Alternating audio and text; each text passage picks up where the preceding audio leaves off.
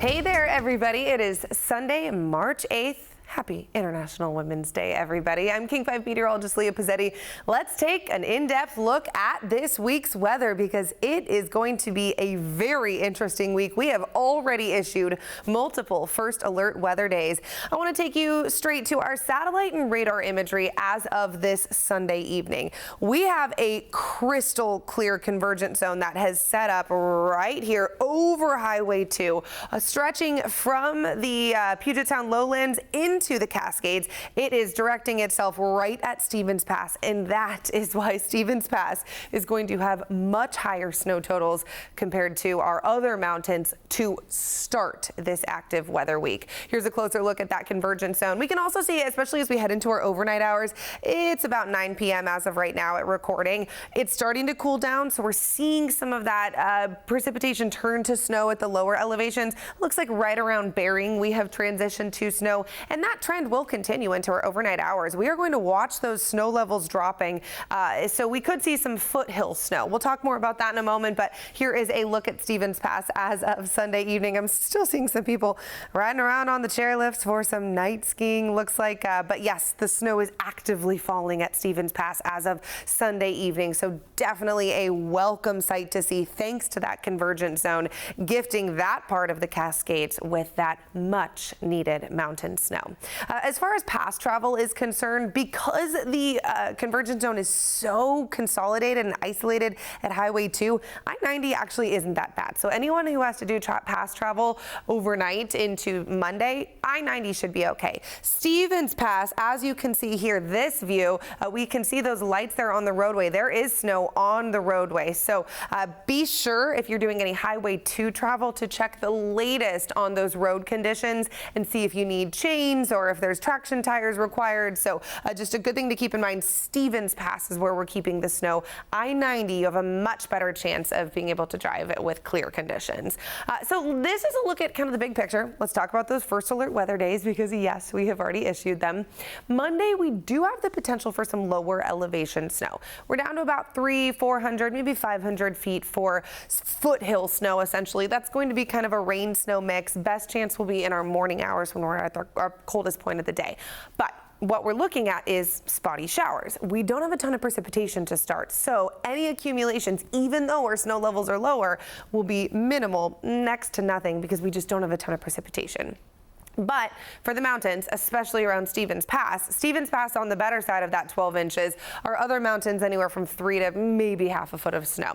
But that will change in the coming days. Then we head into Tuesday. Tuesday morning starts similar to Monday morning with those lower snow levels. So 200 to 300 feet, we're getting closer to sea level, but we don't have a ton of precipitation to start. So spotty showers, and those spotty showers could dump a trace, no more than an inch of snow for our lower elevations. Foothills have the best chance. So if you live in the Cascade foothills, you have a good chance of waking up to a little bit of snow Monday, Tuesday, maybe into Wednesday as well. But then into Tuesday, we have increasing precipitation. That to start is going to just dump snow on our mountains starting Tuesday evening.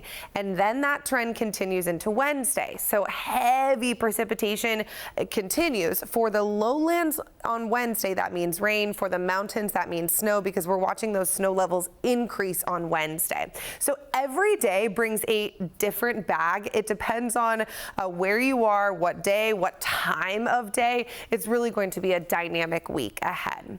Big picture though, we're starting with our lowest snow levels on Monday and Tuesday, specifically in the mornings, but that's when we have the least precipitation.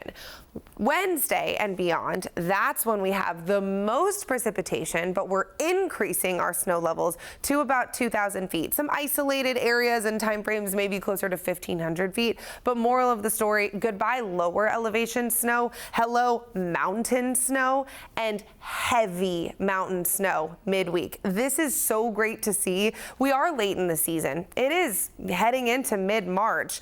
This is the time of the year when we could be wrapping up those significant significant snowstorms, but that's not the case this time. We are getting some great, relatively later season snow, a beautiful thing to see, specifically Wednesday and beyond, unless you're Stevens Pass and you have this convergence zone that continues through Sunday night. So this is a great vantage point. This shows you that visual of Stevens Pass gets the snow. Sorry to our southern Cascades, you don't tap into as much. North Cascades, maybe a couple of inches of snow overnight. Then we get into Monday. This is Monday morning, 6 a.m. We continue to track that convergence zone. It does look like it'll sag a little bit farther to the south into King County. Some of our King County foothills could wake up to a little bit of snow on Monday morning, 6 a.m. here. It's cold Monday morning at 6 a.m. Temperatures will be right around freezing, but we're still on the cusp, and that'll help diminish some of that potential for accumulating low-level snow. Now I want to get you into Monday evening. At this point, we're still watching the convergence zone, just kicking that precipitation straight from Everett toward the Cascades. So it looks like models are hinting at a little bit of some lower-level snow, but I incorporated the temperatures into this graphic. You can see at this point Monday evening, it'll be too warm for any of that to stick. But you could see some wet snowflakes falling, and you'll go, whoa, it's snowing. But we likely won't see anything accumulating, because once it hits that ground, it will melt. Okay, now let's take a step forward into Tuesday morning. Tuesday of Monday and Tuesday mornings, Tuesday is the colder morning by a tiny bit. Just a couple degrees. But when we're right around freezing, that couple of degrees can absolutely make a difference. So Tuesday morning, 4 a.m. here, look at that, Mount Vernon well below freezing.